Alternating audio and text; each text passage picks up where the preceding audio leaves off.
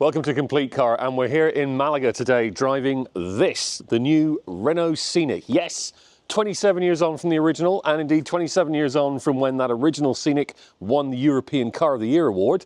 This one has just done the same thing, but it's a very, very different beast to that MPV egg-shaped original Scenic. This is now very obviously, I mean, look at the length of that bonnet, an SUV. It is an all-electric one, if that helps to quell some of your conscience though. Under here is a choice of either 60 kilowatt hour or 87 kilowatt hour batteries, and that'll give you a range on the basic model of up to 430 kilometers, and on this one with the big battery up to 625 kilometers. Is that a realistic claim? Well, we can check that out in a minute when we're out driving. But as you can see, this is not a retro-looking Renault like the recently launched 5 EV. This is much more contemporary, razor-sharp styling in the bodywork. It's obviously sharing a lot of stuff with the smaller Megane hatchback, so there's some similarity to the Megane in terms of how it's styled, and even more of that on the inside. And this is really a car that's all about the inside, so I think we should go and take a look at that first. So here on the inside, there's a lot of stuff borrowed from the Megane. As I said, you get the same digital display in front of the driver, and you get the same touchscreen here in the center. Now on basic versions, this is a smaller 9-inch screen, but on everything but the base model, this is going to be the full 12.3-inch screen, which is the one we have here, which has got Google-based software, and that makes for a really, really slick infotainment experience. It's actually very good to use, and honestly, some other car manufacturers could learn a lot from Renault in this regard, not least because there are proper physical controls for the climate control. That just makes life so much easier. You get the same squared off steering wheel. The gear selector is up here on the steering column, as are a lot of column stalks, because you've also got the satellite controls for the stereo here. So it does get a bit crowded, but to be honest, you do get used to it. One touch we really like is that the driving mode selector is here on the steering wheel as well. So it's really easy just to flick that as you're driving along and pick between sport, comfort and eco modes. Is there much point in being in sport? I mean, this does have a 220 horsepower electric motor up front, but to be honest, although it does accelerate reasonably well, 7.9 seconds to 100 kilometers per hour, it never feels all that fast. But I think we'll talk about that a bit more later on. What we should talk about here is the sheer level of comfort and indeed of quality in this car. This is a very well put together interior. You've got these lovely soft fabric surfaces. You've got this tweed-like cloth here on the front seats, which are really, really good. Tons and tons of storage space, loads of space down here, more space under this armrest, big door bins as well. It is hugely, hugely practical, which is at least in keeping with that Scenic name. It does hark back to that original Scenic in terms of its overall practicality. But obviously one of the USPs of that old Scenic was the fact that it had individual seats in the back. So does this one follow suit?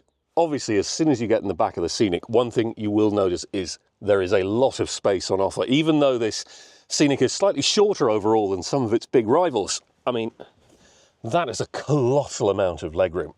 I could have that seat back a little bit further for me personally if I was sitting in the front, but even then, there would still be plenty of space. Loads and loads of headroom too, even if you go for the optional self-dimming glass roof, which is a really, really neat trick. It can dim the front half, the back half, the whole of the roof if you want. It's actually made from recycled glass partly as well. It's a really, really good party trick, but also there's practical benefits. Because that glass roof doesn't need a sunblind, you get an extra 30 millimeters of headroom, and also it helps to keep the heat in the car on cold days and out of the car on hot days, so it takes some of the strain off the battery and the climate control system. Now, you will have noticed that unlike the original Scenic, this Scenic does not have adjustable rear seats. And indeed, it's one continuous bench. It's not individual rear seats. Now, this center seat, it's a little bit narrow. I think you're going to have to be pretty skinny if you want to sit here comfortably. It is not quite as practical as the car it takes its name from. But it does have one little trick, which is this armrest. If I pull that down, now so far that looks pretty conventional. You've got cup holders here. But if you open this, you've got storage here, 2 USB-C sockets here, 2 more down there incidentally. And these rotate out. So you've got your cup holder, but you've also got a place here for holding tablets or mobile phones. Now, it's a bit gimmicky. I can kind of see where it might be useful, particularly if you've got kids in the back and they want to watch a program while they're on the move. But I'm not sure if it makes up for the lack of 3 individual seats, for the lack of sliding back and forth. But, you know, As nice ideas go, it's not bad. The boot is also huge, 545 litres. There's underfloor storage for your cables. There's no frunk, but this is still a very, very practical car. So in some ways, at least, it is living up to those ideals of the original Scenic. But what we need to do now, head out and take it for a drive. So we mentioned a moment ago that the Scenic isn't necessarily the quickest feeling car. I mean, it will get to 100 kilometers per hour in just under 8 seconds, which the Renault guys tell me is actually faster than the old 80s Renault 5 Turbo. So clearly not that slow, but it never feels particularly quick. If you dial up sport mode, again with that handy driving selection button here on the steering wheel, it does start to feel a bit brisker and the steering does weight up quite nicely. And while I'd never describe it as sporty, it always feels very smooth, very pleasant to drive. One thing you will notice about this car is just how stunningly refined it is. There's an extra layer of foam, like a big foam surfboard, between the battery and the floor of the cabin, and that really, really works because it almost totally isolates this car from tyre noise and road noise. It is exceptionally refined in that respect. You will notice a bit of wind noise building up around the door mirrors as you get up to motorway speeds, but other than that, this is an impressively hushed car. If you are hauling kids around, particularly on late night drives, and they just want to lie back and sleep, well, this is the car to do it in, because quite apart from the excellent comfort of this cabin, it is very, very quiet. Now, we do need to discuss that range, because I'm looking at the dashboard right now. I've just started driving this morning, and I've obviously got 100% battery, and it's telling me I have 623 kilometers available. Judging by the pretty extensive driving we did yesterday, in mixed conditions, I think that's probably going to be closer to 500 to 550. If you get up on the motorway and if you start cruising at motorway speeds, again, according to the Renault engineers, in French conditions, which means autoroutes with 130 km/h speed limit, they reckon a full battery will be run flat in 3 hours, which equates to about 360 kilometers range, which is not bad for high-speed motorway performance. That suggests that in Irish conditions at 120 k's, allowing for air temperature and weather conditions and so on, means you should be looking at about 400 k's at motorway speeds. That's not bad at all. Now, when we were driving it yesterday, we were driving it in a real mixture of roads. Not an awful lot of motorway, but plenty of steep, tight and twisty mountain roads and a good bit of kind of snarled up, medium-sized town and small city urban streets. And as I said, in those conditions, it does look like about 500 to 550 kilometers is pretty realistic. When you do need to charge it, it will charge quite quickly.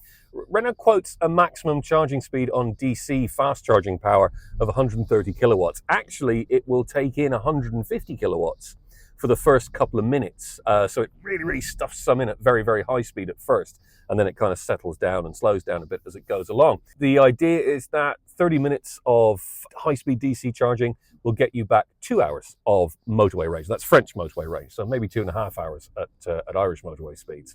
There is also reasonably quick AC charging. As standard at 11 kilowatts, there is an available 22 kilowatt option though.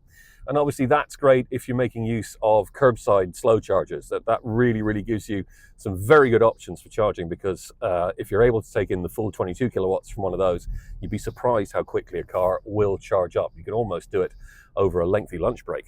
So what we've got is a very comfortable, very smooth, very quiet, very relaxing, long-haul electric express. Now, obviously, that isn't going to hold true for the smaller battery model. I mean, I'm presuming, having not driven it, that all the refinement, etc., will still be there, but it won't have the range. 430 kilometers according to the WLTP, and that suggests to me a real range of about 300 to 350 kilometers, which is going to feel pretty short-legged in a car like this, and I think somewhat undersells it.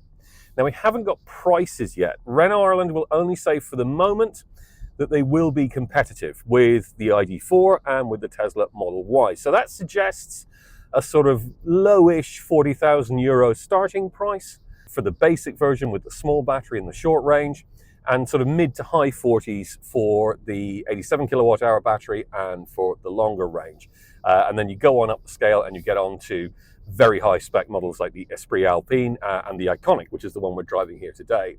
And actually it's the Iconic that you're going to want, because it's the Iconic that comes with that brilliant glass roof with the cool opaque shading thing that goes on. It's really, really awesome. I mean, it's a gimmick. I know it's a gimmick, but it's a really cool gimmick, and I do like it. To be honest, I wasn't expecting to like the Scenic as much as I do. I thought I was going to get all old man grumpy about it and go, well, it's not an MPV, it's not a real Scenic, it doesn't have adjustable rear seats, it's gone SUV like everything else.